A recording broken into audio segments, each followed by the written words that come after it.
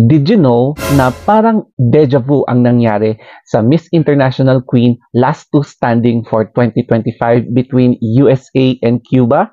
Kung mapapansin nyo kasi dito sa baba, yung Miss International Queen kagabi na last two standing, silang dalawa yan. And then, during the finals night, na-realize ko na si Cuba pala ang talagang pinakamahigpit na kalaban ni Miss USA na tila bang siya pala ang dark horse. As a pageant fan, this is my review and analysis sa conclusion ng Miss International Queen 2025. Let us begin with the top 3 winning answers. Unahin natin si Miss International Queen USA. Ang napansin ko sa kanyang pagsagot is very kalmado, very relaxed. Pero ramdam mo talaga yung confidence na straight from the heart talaga yung mga sinasabi niya. So that's what makes her stand out. Kasi alam mo yung genuineness ng kanyang mga sinasabi. Tapos alam niya yung sinasabi talaga niya basing from her real life experience as a person, as a transgender. So lahat na experience niya at dito niya talaga nilalahad yung kanyang istorya ng buhay niya. Kaya siya nanalo. Pagdating naman kay Cuba bilang first runner-up, ang galing talaga ng pagka-deliver niya ng sagot. Very straightforward, walang pakeme-keme, hindi siya going around the bush. May conviction yung sinasabi niya.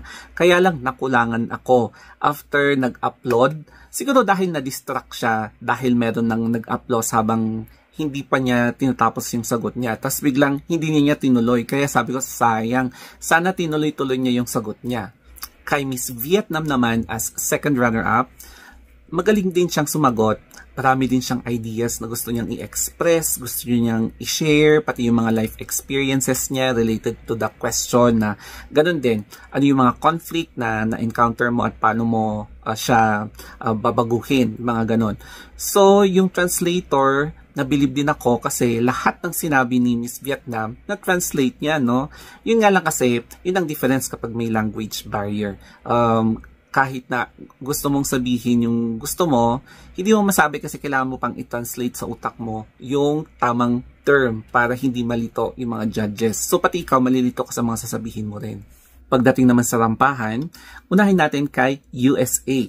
So mapa swimsuit man or sa gown competition, mapapansin mo talaga yung pagka-relax niya. Kalmado pa rin siya. However, there is a commanding stage presence na komportable talaga siya kahit na ano yung ipapasuot mo, kahit na anong styling, kahit na anong makeup ang gagawin mo sa kanya. As in, always on the go siya at